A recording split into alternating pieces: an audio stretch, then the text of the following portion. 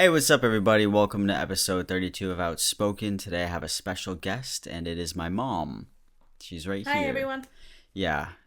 We haven't done a video in a while. We used to do a couple of videos back then just to do some videos and all that great stuff. But today we are here and we are back with a lot of information. A lot of good stuff. Yeah, a lot of good stuff. We're going to be talking about LGBT stuff. That's a surprise. Why are you laughing at that? Today I want to discuss everything from a parent's perspective and see how she felt about the whole situation because I feel like it's not talked about enough. So I have a bunch of questions here. Some things such as, when I came out to you, what was your first reaction? Did you ever think it was a phase? Was I different growing up? How long did it take you to get used to calling me Sam and he and him and all of that great stuff? There's a bunch of questions here that I have for her today. I think we should start with, you can introduce yourself a bit. My name is Sheila, and I'm Sam's mom, as you all know. And I hope I can help you with answering some questions today. Let's get to it. All right. Okay. So I wanted to start out the podcast with the way that you grew up, and I wanted to know if you ever saw LGBTQ representation growing up.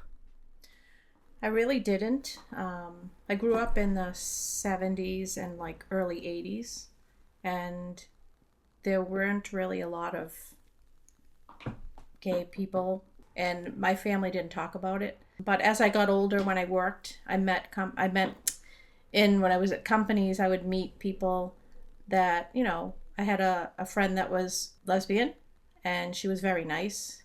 And I had a friend that was also gay, and he was very nice. So I met people when I got older. Did you think anything of it when you met, the first gay people that you met?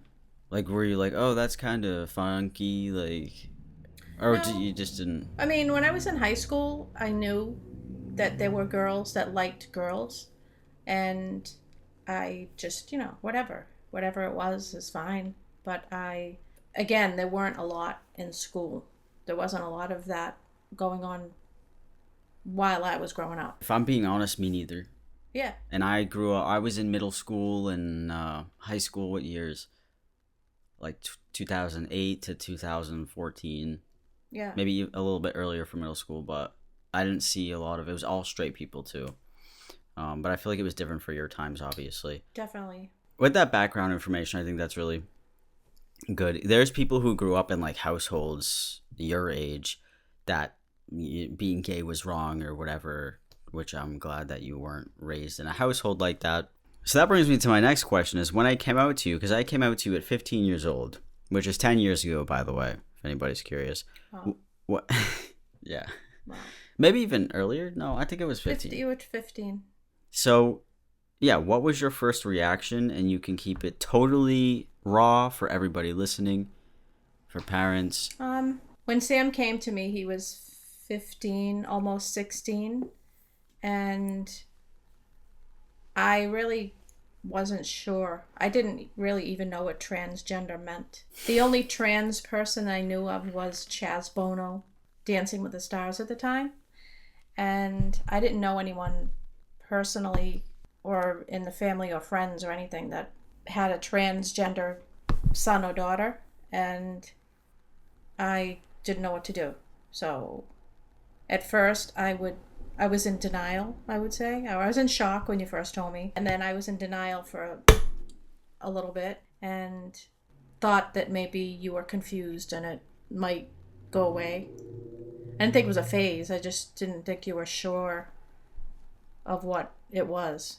Eventually, I had to get Sam a therapist because he was unhappy and he really was uncomfortable in his own skin. And I had to get, a therapist, and we went to see her and she helped him a lot. But I was just scared, I think, when Sam told me, because being a parent and hearing your child say that, it was just, I felt like I was the only one. So you just try your best and see what resources you can get to help and support. And then with your dad, when I told him over the phone, and he hadn't seen you for a couple of years. So he had no idea what was going on in your life. Yeah. Why did he, when? Okay, so I was 15. I didn't meet my dad till I was 8, by the way. Yeah. So, She did it all by herself. Thank you. You're welcome. Today's episode is sponsored by ExpressVPN. ExpressVPN lets you change your online location so you can control where you want sites to think you're located. My favorite way to use ExpressVPN is for watching shows. There are so many shows that I love that just aren't on any of the American streaming platforms. So all you have to do is open up the app, select a location, tap one button to connect, and refresh the page to access thousands of new shows and movies. You can choose from almost 100 different countries. So for example, if I want to watch Fresh Prince of Bel-Air, I connect to Australian Netflix because it's on Australian Netflix. If I want to watch Rick and Morty, it's on France Netflix. If I want to watch Brooklyn Nine-Nine, it's on Canada Netflix. And I like to watch my shows, so that's just another great perk of having a VPN. I always choose ExpressVPN because you can stream HD with no problem. There's no buffering, no lagging. It's compatible with all your devices, your phones, laptops, media consoles, smart TVs, and more. If you want to check them out, go to expressvpn.com/out to get an extra 3 months of ExpressVPN for free. Again, that's expressvpn.com/out for those 3 free months. So when Sam was so it was around 16, I told him, your dad. So he probably didn't see you for 2 years. Really? Why? Yeah, because he was living far away, and Okay. he didn't really come down. And I was going through it, so I didn't even want to So it was kind of being hidden from his father. Yeah. And I figured we'd have to tell him eventually because Sam was already transitioned. He got his hair cut and everything. And I didn't want his dad to come down and be like, oh, who's that?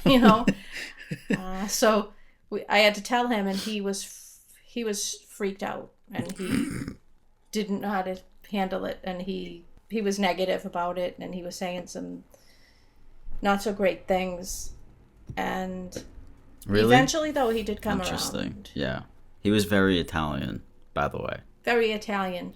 But his dad did have friends, or he had a neighbor or something that I think his daughter was trans. Oh, yeah. So he talked to him, and he said, look, if you want to be in your kid's life, you need to learn and support.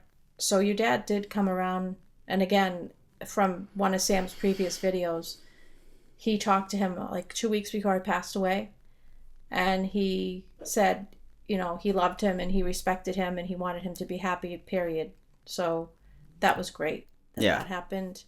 Before considering he passed away, yeah, and in 2013, yeah, and I transitioned in 2012, by the way, just for time frame. Yes. So he had already gone a year. Yeah. And his dad hadn't seen him. He would call, on the phone, but that's right. It wasn't a FaceTime, so he wouldn't see what Sam looked like with the haircut and everything, and yeah, so that was interesting. Did he ever see a picture of me? I sent him some after. Okay. But, yeah, he was planning on coming down and spending time with Sam.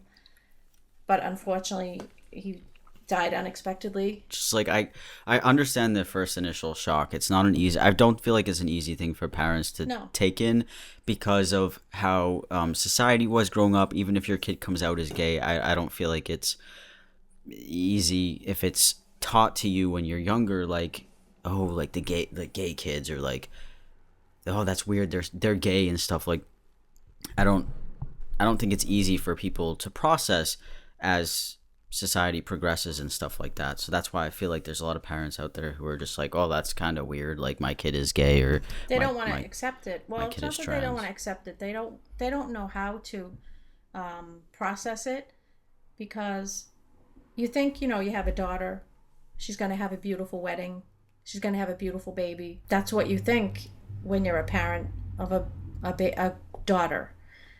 Same with a son. So when you hear that there's going to be a transition, it's these are the first things that enter my mind, as well as your dad. How's she going to have a baby?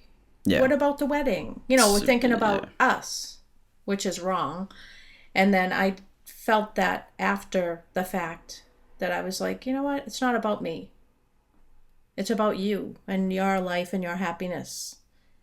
And I just wanted him to be happy. So I had to push my dreams aside that I was thinking his future would be, as far as, babies, and I'm never going to be a grandmother and stuff like that.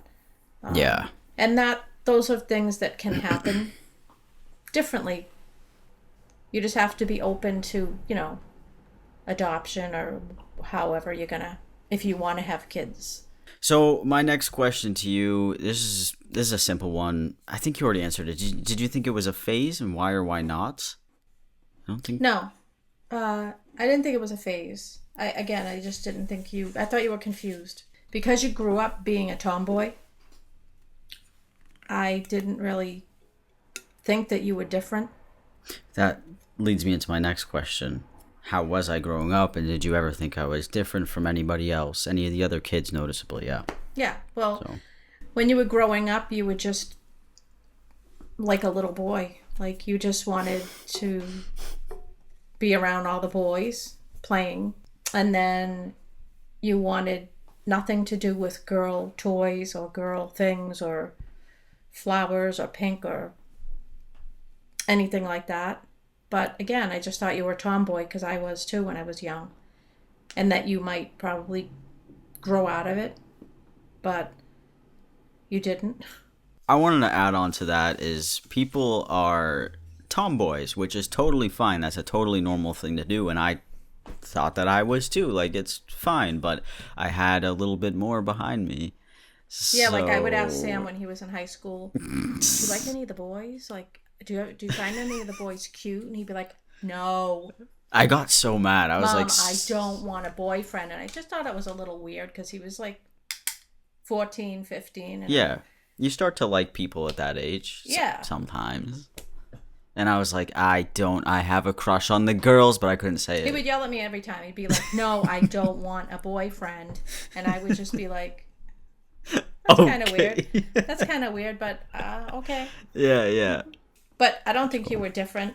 Like, I hear stories of other trans kids that younger that say were like not wanting to wear their dresses or their boy clothes, or they would be defiant. You weren't like that. I wasn't? Not when you were young.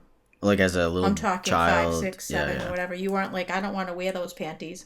Wow, kids do that? That's crazy. Yes. That's damn. Only when I became a teenager, though, I remember like specific instances. I couldn't go to this middle school dance because I had to wear a dress. I was freaking out over it. It was you did go, dude. Though. I did go. But when he was trying the dresses on, he wasn't like crying or not wanting to get a dress. So I got confused. But when he got home and got dressed, he was crying, and I was like, what's going on? He was just like, I can't go. And I said, then don't go. Why do you want to go? Well, my friend wants me to go. I said, so? If you don't feel comfortable going, then don't go. But I still had no idea. I just thought he didn't want to wear a dress. What I ended up doing is we were dress shopping for this middle school dance, and I didn't feel comfortable in the dresses, obviously, but what I tried to do a lot, especially in middle school, was ignore the dysphoria that I felt. And I was like, this is what you're supposed to do, basically. This is what you're supposed to do. You look good. Just try to fit in. But when it got to the real moment where people would perceive me and actually see me and be like, that's her, it made me, because I think all those thoughts made me feel so uncomfortable. Because you look so awkward in the dress. And I looked really awkward. Because like he was picture like, me right now. It was like, a sundress. I remember the fucking and he was like, dress. like trying to cover. Think about when you have to wear when you're not wearing a binder. And you just, you're hunched looked over. so uncomfortable and so. Yeah. That was awful. Were you able to ever talk to other parents about this? Yes. I did. I actually met a few parents when I started, like, in the beginning. I looked up support groups, and there was a forum on Yahoo for this. I know Yahoo. Forum on Yahoo. I forget what it's called. Email list or listserv or whatever. I forget what it was called, but it was an email group. There's probably so many now, to be honest with you. This was 10 years. This was like 11 years ago, dude. Yeah, this was like 2012. Hmm? Yeah, 2012, 2013. Okay. And so I would just search things on the internet.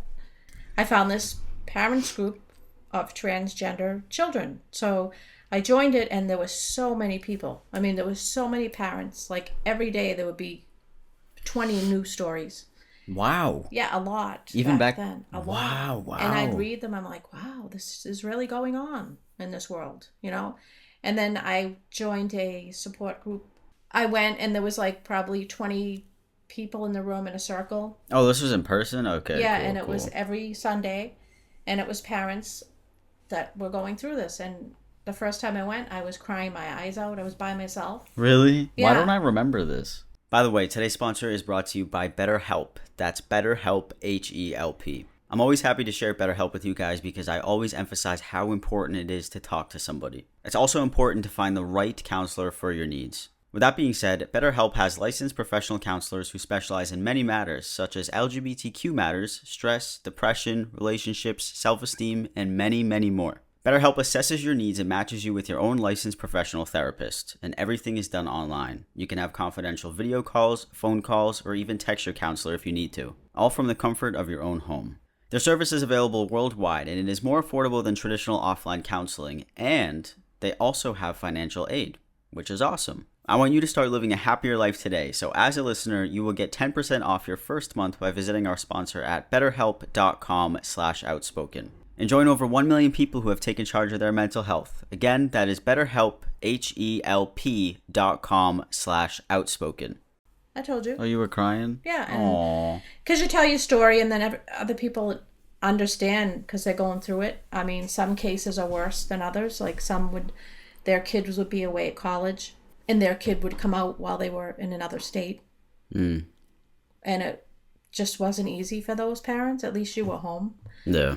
And that was very helpful. So any parents that are just hearing it from their kids now should look into like support groups, either online or in person. I think the in-person ones are much better.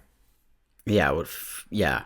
Because you can And make plus, friends. I was Yeah. just gonna say that, and you can make friends. And like I hung out with a couple times. I met this one woman from the town next door for coffee a couple of times. She told me what she was going through. Her son had just had top surgery, and he was Wow. It was before you had your surgery. It was right when Wow. you came out, and I was like, wow, learning a lot. Damn. And other people too, like there'd be parents there that were just devastated about their child coming out, and he was depressed, and it's just really hard.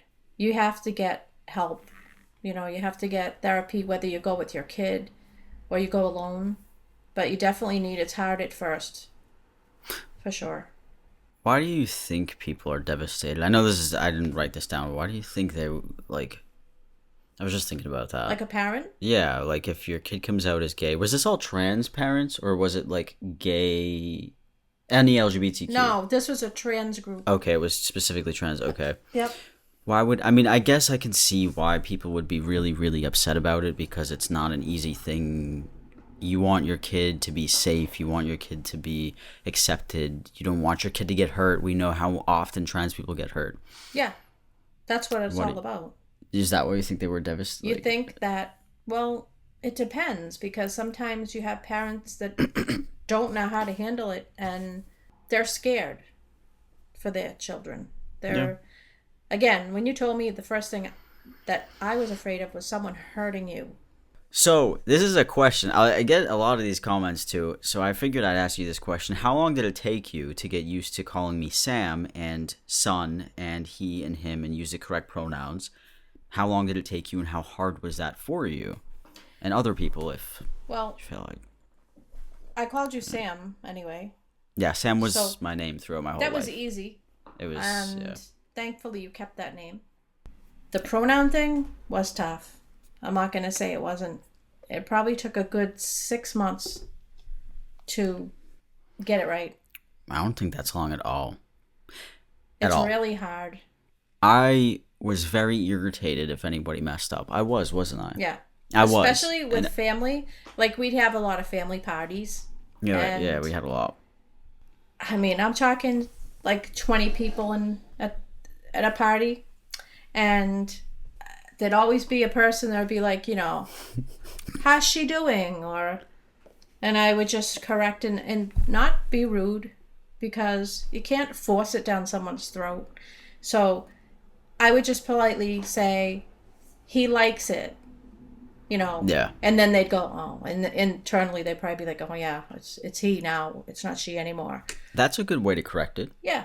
I've said that. Yeah, I've said this in videos before. When someone, if they're not being ignorant about it, they really don't mean it bad. There are people that are ignorant though on purpose. There are people that are ignorant, yeah. But if someone is genuinely like that, it slips their mind. I know at the time when I was a teenager, I would get irritated. Obviously, it just made me super mad. But as I grew up, I'm like, I can understand why somebody would slip up about that. It's awkward for the kid. It's awkward when you're a teenager and you want people to use the right pronouns. But it's really hard, I think, especially when I was working too, dealing with people, because they knew that I had a daughter, right? When I started working there. And then Sam would transition, and I really didn't tell anyone, because I told my boss and like 2 friends in work. So other people would be like, oh, how's your daughter doing? And I would just have to go along with it, because I don't want to tell everyone in my office, like, that's my business. And I had some close friends that I didn't even tell, because I was afraid of their reaction. And that's silly when I think about it now. So when I meet people now, and I tell them that my son is a YouTuber, they're like, "Oh, really? yeah. What does he do?" And blah blah blah. And I'll say he's into like comedy, and he talks about trans issues and stuff. And I said he's transgender. When before I wouldn't say that. I think it's. Is that wrong to say? No, I think it's valid that people will be scared to say that to coworkers or family or friends, because you have no idea what these people are capable of. First of all, right. You have no idea what they think. You have no idea if they're gonna be like, oh, you're disgusting because your kid is trans or gay or whatever shit like that. Like, what's wrong with him or her? I'm scared to come out to people when they don't know who I am. Like, if I have to come out to someone or for some reason, like the doctor or something like that, it's not an easy thing to do for me, so I can't imagine it being easy for friends or family or parents to do that. And then I even had like close friends at work, right? I had 2 close male friends that were older, so like in their 60s, right? So already in my mind, I'm saying they're not going to accept it, because I already have like family members above that age that can't accept it or don't understand. So I'm thinking they're going to think something wrong with me, or there's something wrong with Sam, or why are you letting your kid do this? So when I left that job, before I left, I actually told one of them, and he's like, why wouldn't you tell me that sooner? Like, of course I would accept that, Sheila. That's your kid, And that's impressive, man. With the other guy, after I left, I told him, and he goes, I don't understand why you think I would reject you or think you were weird or something because you had a transgender kid. He said, that's fine. Like, you shouldn't even worry about that. But again, you don't know how people are going to react. And it depends where you're from too, and it depends on you don't know, because people are up there, like, yeah, and even in your own family. Mm-hmm. I have older siblings. Again, I'm the youngest of 5, and you think that everyone in your family is going to accept it, and I was surprised that person did not accept it. And it still to this day bothers me, because she cared for Sam when he was a baby, and she was around a lot, and it bothers me. And for people to be saying, let it go. No, I'm not going to let it go, because I think it's wrong. But you can't make everybody happy, and you can't make everybody accepting. So you just have to cut those people out. That goes on to a good question. How... You're a parent. How would you say for other parents, if their friends or their family don't accept your LGBTQ child, how do you even handle that? Because I specifically remember what you're talking about. Like, I have a family member who doesn't accept me. Part of my family doesn't accept me. Whatever, throw insults, do whatever. They don't agree with it. How do you cope with that as a parent? Has to be mentally bearing, mentally. You mean, how do I deal with that person not being able to accept it? Yeah. I just, I don't understand. That's all I can say. I don't understand. I don't understand how you can not support and respect that family member that you supposedly love, right? And just not care. It's hurtful to me. It's my sibling that's acting that way. Yeah. And there's nothing that I can do about it because I can't force a relationship with her and her family when we were very close at one point. It's sad because Sam's successful. He's helping a lot of people, you know, and I just don't understand. That's how I can answer it. I don't know how else to answer it. How can you not see the good in that? It's been 10 years, but it's like when I first came out and you were a supportive mother and people were in your ear, whatever, left and right, saying it's a phase, that's your kid is mentally ill. I feel like a lot of parents have to deal with that from anybody. It doesn't even have to be a sibling. It can be a friend or it can be It's just, I think it's just disrespectful. It's not nice. It's not nice. If you love your sister or you love whoever that is who has the trans child or gay child, you're going to be like, listen, I don't really understand it, but like, would you be willing to talk to me and we can talk about it and stuff. Like, I don't know. We have, Sam has this grandmother kind of, Rita, I'm sure you heard of her, and she's 91. She's like my grandmother. She's like Sam's grandma. She lives upstairs. Yeah, my mom, we lived in the same place for my whole life, and she owns landlord, the house. she owns the house. And she's religious. She's almost 92. She's very religious. Yeah, and she was so accepting of it when Sam came out, and I told her, I have something to tell you, and she's like, it's okay, honey, and she gave me a hug, and she hugged him, and because she loves Sam. Yep. She loves him like it's her grandson. Yep. And she didn't care. She's a good person. She's a very good person. She gave me my T-shots. Yeah. So it's like you can't even use the excuse that it's the way that I grew up, because she's literally like almost 92 years old. Yeah. So it all depends on the person. That's all. And how much they love you and respect you and all that stuff. If you got anybody in your life who doesn't support you and doesn't accept you, or they're talking all this shit and what I've done and what you've done, they can't be in your life. But that's up to you. That's all up to, if you can work with that, totally cool. But I couldn't. Even if you did, I wouldn't be able to. No.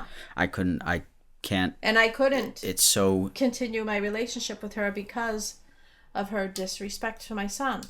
You don't do that. Yeah, you don't. Some people can. Some people can overlook it and say, "Hey, that's family," but I'm not gonna participate in that. Nope. Just beware of the people, how they act when you come out, or someone comes out. Very interesting to see. You'll see how they actually feel about you. Super weird, too. Do you feel like when I came out that you have lost a child and gained a new one? I lost a daughter, but I have a son. So Sam's the same person that I gave birth to. He's just more outgoing. He's happier. He's healthier. He wants to live life. He's not depressed anymore. I don't think you are. I mean, no, people not get really. Depressed here and there, but not really. He was severely depressed and not happy and didn't want to be here anymore. I'd rather have a living son than a daughter who's no longer here. And I know that's harsh, but that's like reality. If he's not happy, if anyone's not happy living their life the way they're supposed to, they can make changes. Like, if people don't like their nose, they get a nose job. If you don't feel comfortable in your own skin and it goes on for most of your life, why can't you make changes? It's your right. It's your body. It's your body, it's your right. I mean, if I want to have a nose job, I'll get it done. No one's going to sit there and say, hey, you can't have that done, because it's supposed to be like that. That's a good analogy. Is it? Yeah. It's supposed to have the bump. You know what I mean? Exactly. But But people if will I don't still like the bump, I'm going to fix it. people will still say that though, you know. I know. They still will. It's supposed to have the bump. That's how you were born. Leave the bump on your nose or whatever. If you don't like it, you can't get rid of it. This is going to bring me to the last question of the episode. How important do you think therapy is for somebody like me and as a teen?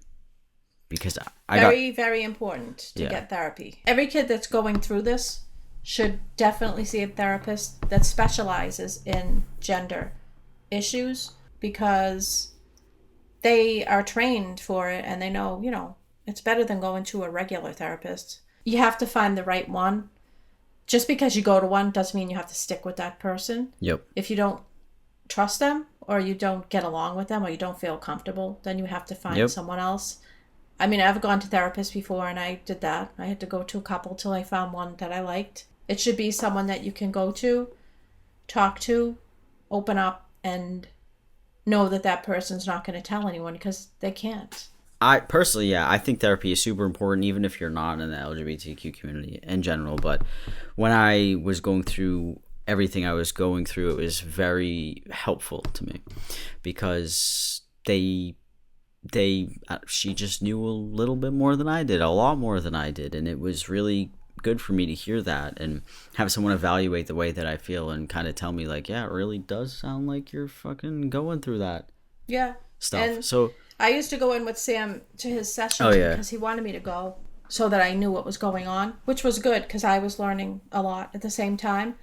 And his therapist was really nice and helpful. She helped him with school, getting through school and everything else. And she knew within, 6 months? I don't even remember. 6 months. I was young. Or so, she knew that it was real. Like, it wasn't, it wasn't a phase or... Yeah. Or it wasn't anything else going on, possibly. It was... Yeah, she was, like, definitely... Yeah. And I went in with my mom because we're very close. And not everyone's going to be comfortable with that. But it was helpful for her as a parent, too, to really hear all of that. Especially from another person, a professional. It was, like, I'm sure it was good for you. It was. To get the validation from a professional. Yeah. To say, yep, your child is... definitely has dysphoria and definitely is consistent. Yeah, that's everything we have today, but we have a part 2 that we're going to do, because part 2 talks about... It was too long to put in one part, I feel like. Oh, my camera's dying. And I feel like part 2 is a little bit too long to put in here. I don't know how long this episode is going to be, but we're going to be discussing how we dealt with school, the name change, surgery, all of that great stuff. A couple of weird stories that we have, and it'll be just as interesting. So if you need help with any of that, or you just want to hear how interesting it was 10 years ago, it'll be in part 2. So stay tuned. Stay tuned. Thanks, Mom, for joining. You're welcome. For joining. I'm really hoping this helps some parents or some kids out there. I hope so. And I'm sure if they have questions, they could maybe hit you up on Twitter. So you can get her on Twitter at It's Mama Collins. Maybe she'll answer you. On Twitter. She probably won't answer you. So, are you private on Twitter? Hit me up on Twitter. Why is that funny? I don't know. I'm tired. All right, so we will see you guys next week with a new episode. Peace. Bye.